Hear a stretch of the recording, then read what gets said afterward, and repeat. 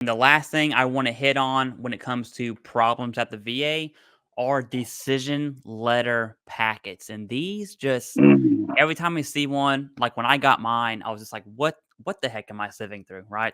It's going to come in about a 30-page packet. You claim one condition, you're going to have 30 pages, right? And the first half of that is the VA talking about um, a bunch of random stuff, right? Hey, here's what your service connected for. Here's your dependents. All that's good. Then it talks about here's what you do if you're denied. It talks about appeals. There's probably 50 different things in the first like 16 pages that are absolutely useless. Not to mention your social security is on all of this, right? And so it's like, okay, well, it's by mail. You could have emailed this to me with a two-factor authentication, right? When I log into va.gov, you know it's me. Why can't this be emailed? And it is on the va.gov's website, but it really comes down to the first half, useless. I don't even know why it's there. The second half is the actual decision letter, and that part is what matters. You can have one denial on a decision letter, and it's just filled with mumbo jumbo. Instead of saying, "Hey, you were denied. Here's why you were denied. Here's what of the big three. Here's what you had." Instead of having that, it's all of a sudden a page and a half of just a bunch of baloney.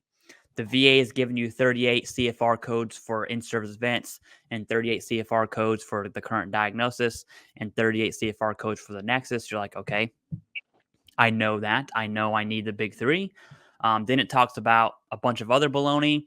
And then finally, somewhere in the middle, sieve through somewhere, it's like, hey, here's why you were denied. Like, oh, great. After 30 pages, thank you for finally telling me why I was denied or why I was approved. Jason, I want to hear your thoughts on the decision letter, and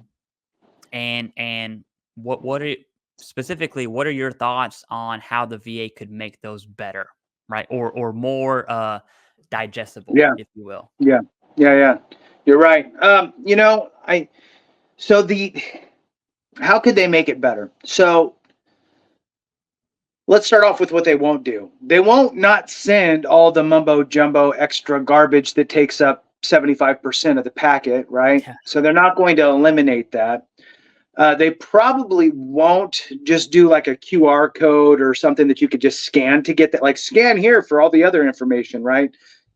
They probably could legally get away with that, but not everybody has a cell phone that can do it. So really, a message sent is not a message received. So I would say the best way that I would, if it was me, right? If I ran the VA and I knew that this was cumbersome, I would say, look, we're going to do 2 colors of paper. We're going to do green for all the mumbo jumbo, and we're going to do white for the stuff that really matters to the veteran, right? Like the decision, the findings, the why we didn't rate you at the next criteria, little excerpt from by the way, from the schedule of ratings. We didn't rate you this because you didn't meet this from the schedule of ratings, that if you do meet that, you should have actually had that conversation in your CMP exam. So I would say that color coding the pages, because if I remember right, I mean, it's been a little while, but they're all white, right? Mm-hmm. And it's just a bunch of white and black papers, and they all kind of feel and look the same, and you don't know what you should read and what you shouldn't read. And halfway through one page, you go, okay, this is just doesn't even pertain. I don't even care anymore. All I saw was I was denied. Or all I saw was I was approved, and you just shut it. Maybe you look at your percentage, right? So that's really it. You look at if you're approved, your percentage, and you move on, and either you're happy or you're mad, but you don't even get down to the part that says we didn't rate you at the next criteria because you didn't meet X, which would be helpful if you actually read that, because if you do meet that, you need to file an appeal with a supplemental claim with additional evidence from your doctor that says that you meet all of that, which is very easy. All you would need to do is what, Clay? Go to your doctor with that and say, hey, doc, would you mind putting this just on your letterhead that I am your patient? I have been suffering from this for however long, and here's my current signs and symptoms and durations or whatever it is, right? And just insert that for me and then go ahead and sign it. I appreciate it. I'll be back on Tuesday to pick that up. Thanks. And then file your supplemental claim and move on. But people miss it, and then they wait like 3 years, and then they hear something from a buddy, and then they look to do it, and then they miss down on the back pay.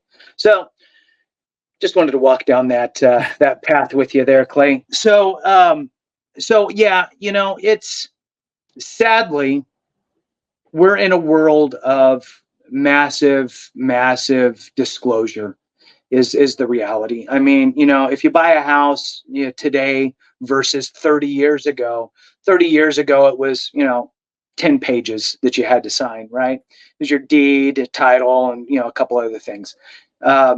Now it's packed. I mean, you're talking, whatever, 100 pages. So it's just the world we're in. Welcome to the everything riddled with lawyers.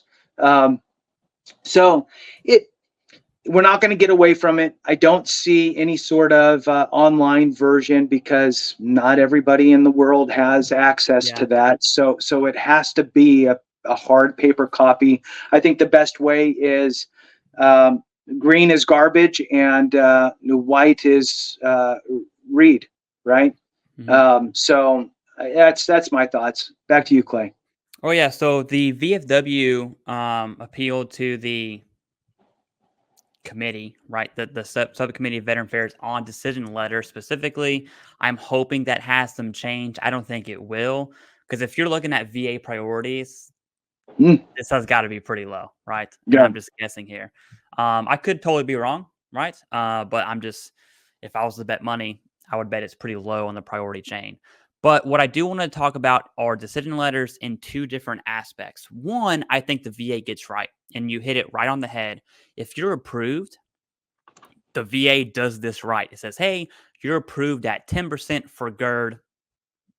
Congratulations, whatever it says. Right below that, it's very short. This is why I think the approvals, the VA gets it right because it's very short. You're approved at 10%. Here's what you would need for 30%. And the VA essentially copies and pastes the 38 CFR criteria.